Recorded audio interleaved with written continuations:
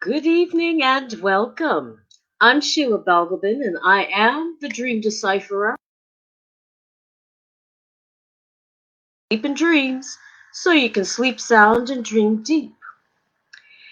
This evening I have three little dreams back to back once more, and they feature communication in one form or another.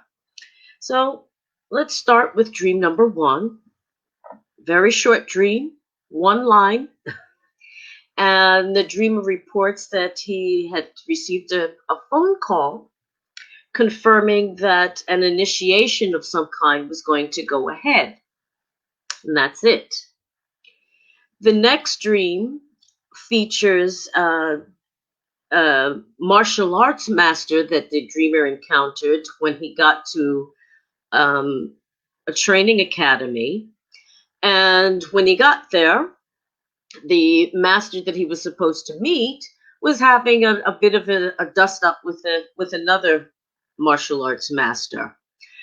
And on top of that, not only was he not paying attention to the dreamer, but the information or program that what the dreamer was supposed to be involved in wasn't ready, wasn't prepared. So they had no information to give the dreamer.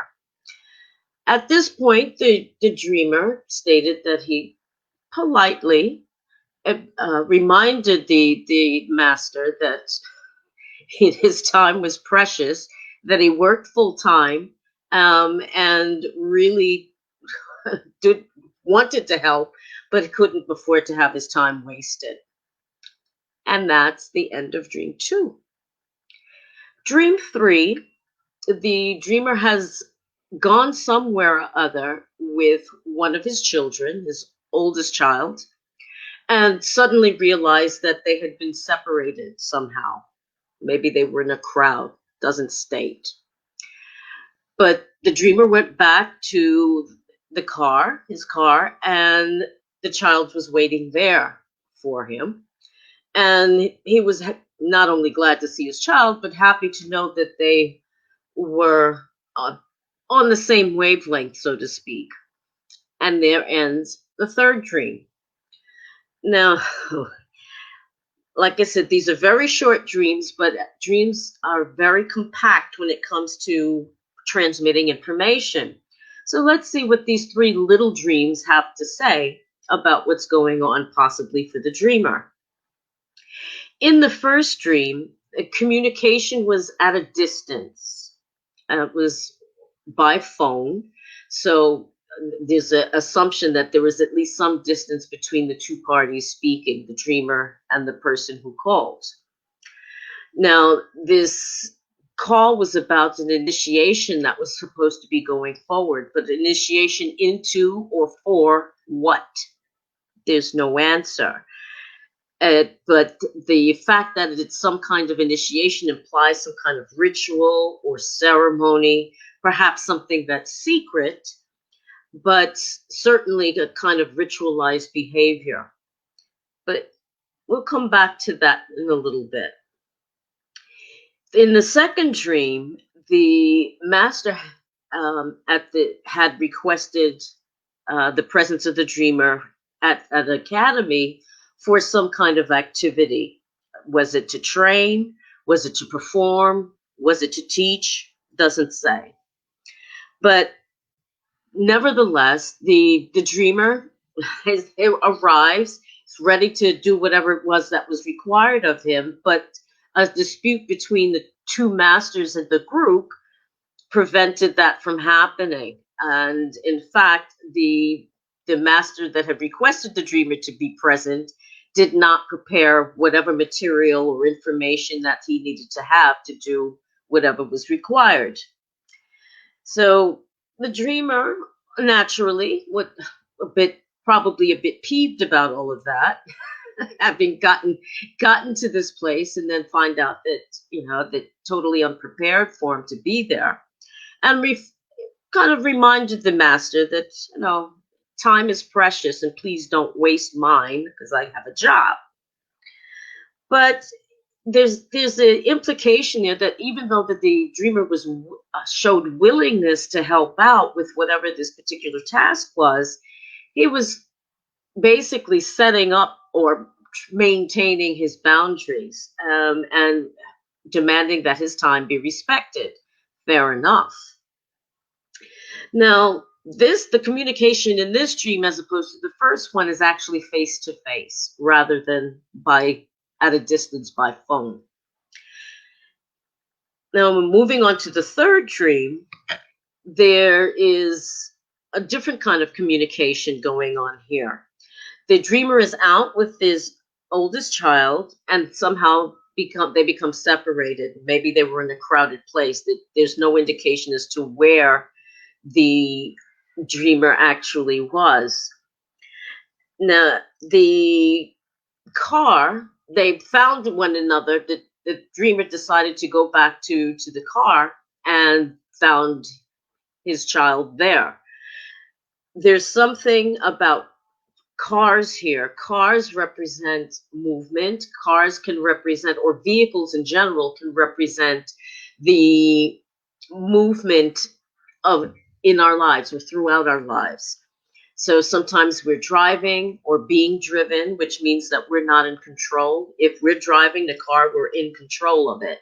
It could be a truck, it could be a bus, we could be on foot or a motorcycle, but each mode of transport can represent our journey through life in some way. So they go back to this car, they meet at this car, the father and the son, but the car is stationary, it's not going anywhere, which if you look at it as representing a journey through life, there's no agency, i.e., there's no one in control of the car. It's just parked. It's not going anywhere. It's not doing anything. It's not performing. And perhaps there's something there for the dreamer to look at, that there may be some part of their life where things are not moving, things are not going, things are stuck or parked for one reason or another. But there's no power running through this vehicle. It's just stationary. The dreamer expressed pleasure that the son and he and his son were on the same wavelength, and was generally just pleased that the child, I suppose, had enough presence of mind once they got separated to go back to the one place where they both knew, which was the car. Now, there's interesting that the dreamer indicates that the dreamer and the child were on the same wavelength, which implies to a certain extent that maybe there was something other than ordinary logical communication going on, but it's almost a telepathic kind of communication. And I wonder if there's something about that, maybe in waking life with actual children having some kind of almost telepathic relationship with a child, in a sense, and always kind of knowing and sensing what's going on with them. But on the other hand, I wonder if this child represents some unknown or undeveloped part of the dreamer himself, that inner child, and taking care of that inner child. That sometimes, we lose our inner children being adults, and perhaps this is a reminder that that inner child needs to be looked after and nurtured, and not kind of left to its own devices. Now, the communication of one sort of another seems to feature and run across these three dreams. There was an external communication by phone or at distance, then another external communication, but face to face, and finally another kind of communication which was more internal or telepathic, in the third dream with the child. So it was just as if they were, as the dreamer said, on the same wavelength and therefore knew to return to the same place.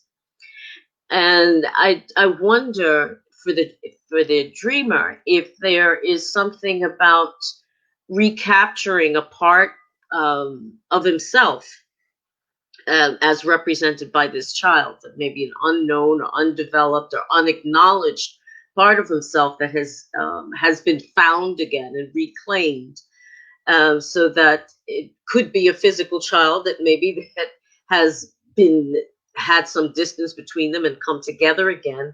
But maybe it's about the dreamer becoming more in touch with the inner workings of his mind and heart. But it's uh, these are interesting little dreams because they're, as I say, they're short. They're very very succinct, but there's something that's very strong in terms of how people look at time. You know, good use of time, bad use of time, um, shortening time, even.